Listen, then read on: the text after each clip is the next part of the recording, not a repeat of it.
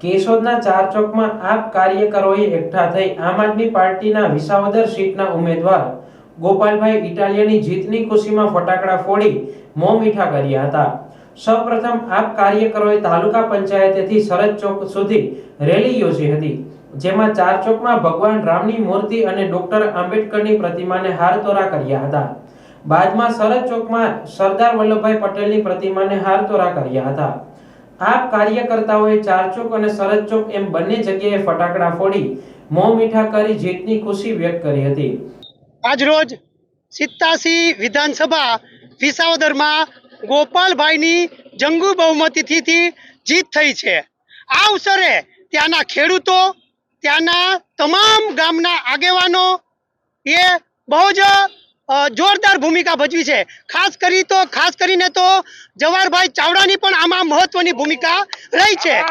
પછી બીજા નંબરે આવે છે કોળી સમાજ। અમુક દિવસો પહેલા જયભાઈ કેસવાલા 300 કોળી યુવાનો સાથે આમ આદમી પાર્ટીમાં જોડાણ હતા, એના હિસાબે પણ કોળી સમાજની મહત્વની ભૂમિકા રહી છે।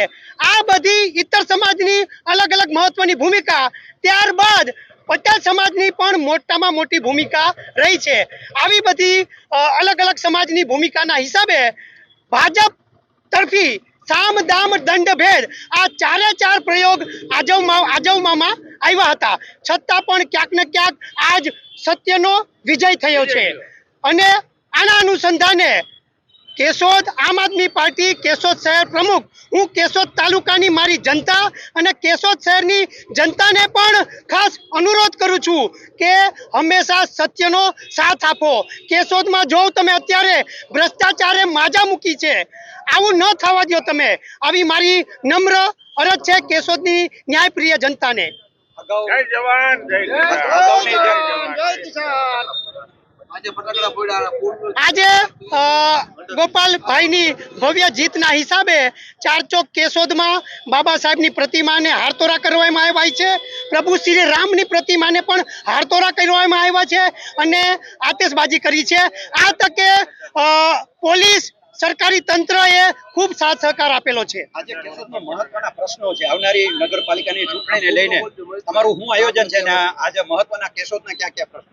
મહત્વના કેશોદના તો અત્યારે જે અંડરબ્રિજનું કામ થઈ રહ્યું છે, છેલ્લા 4 વર્ષથી આ અંડરબ્રિજનું કામ થઈ રહ્યું છે, પણ શાસક પક્ષ આમાં કોઈ જાતની તસદી લેતું નથી। અલગ અલગ કોન્ટ્રાક્ટરો આમાં કામ કરી અને પોતાની ભૂમિકા ભજવી ગયા, પણ આજ પૂર્વ પશ્ચિમથી પસાર થતો તમામ નાગરિક છેલ્લા 3.5 વર્ષથી પીડાય છે। આ કોઈ પણ શાસક પક્ષને નજરમાં નથી આવતું। આ ખાસ અમારો મહત્વનો મુદ્દો રહેશે। કેશોદ ભાજપ પક્ષથી નારાજ ભાજપના જ કાર્યકર જય કેશવાલા સહિત અસંખ્ય યુવા કાર્યકરો વિસાવદરની ચૂંટણી પહેલા આપમાં જોડાયા હતા। ત્યારબાદ ચૂંટણીનું પરિણામ આવતા ગોપાલભાઈ ઇટાલિયાની જીતને લઈ તેઓ પણ ચારચોકમાં પહોંચ્યા હતા, જ્યાં ફટાકડા ફોડી તમામે ખુશી વ્યક્ત કરી હતી।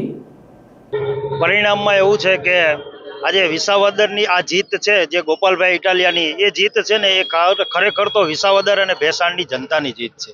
કારણ કે ગોપાલભાઈ ઇટાલિયાએ જે ખેડૂતો માટેથી અને જે અવાજ ઉઠાવ્યો હતો એ ખેડૂતોની આજે જીત છે, અને આ જીતની અંદર આજે ઘણા બધાનો સહયોગ છે। એવા આમ જોઉં તો જવાહરભાઈ ચાવડા જે ગુજરાત આહિર સમાજના પ્રમુખ છે, એમણે એમ કીધું હતું કે જે નડ્યા એને નડીએ, એનો મહત્વનો ફાળો છે એમાં। અને બીજા નંબરમાં અમારા તમામ સમાજનો પણ એમાં મહત્વનો ફાળો છે। એમાં 18 વર્ણનો ગોપાલભાઈ ઇટાલિયાને એટલે હદથી એ લોકો ચાહતા, અને ગોપાલભાઈ ઇટાલિયાને આ એક સોના, આમ જોઉં ને તો વિસાવદરની અંદરથી એક આપણે સોનાનો સૂરજ ઉગ્યો છે, અને આ ભ્રષ્ટાચારની અંધકાર દુનિયામાં એક સોનાનો સૂરજ એવો ઉગ્યો છે કે આખા ગુજરાતની અંદર પ્રકાશ ફેલાવશે। તમે પણ ઘણા બધા લોકોને લઈને ત્યારે આ મુદ્દે અને આવનારા સમીકરણો જે કેશોદના છે એ મુદ્દે કઈ કહેશો? હા, એમાં એવું છે, હું છે ને ભાઈ ભાજપ છે એ પોતાની વિચારધારાથી વિપરીત દિશામાં જઈ રહી છે, એટલા માટે થઈને અને હું ભાજપ છોડીને આમ આદમી પાર્ટીમાં 300 જેટલા યુવાને બિલખા ખાતે હું જોડાણો। પછી મારા ઘણા બધા કેશોદના પણ સ્થાનિક પ્રશ્નો છે, જે પ્રશ્નોનો આજે જેના કારણે આજે કેશોદની જનતા છે એ ત્રાહિમામ છે। આજે ભ્રષ્ટાચાર છે એ ચરમસીમાને પાર પહોંચી ગઈ છે।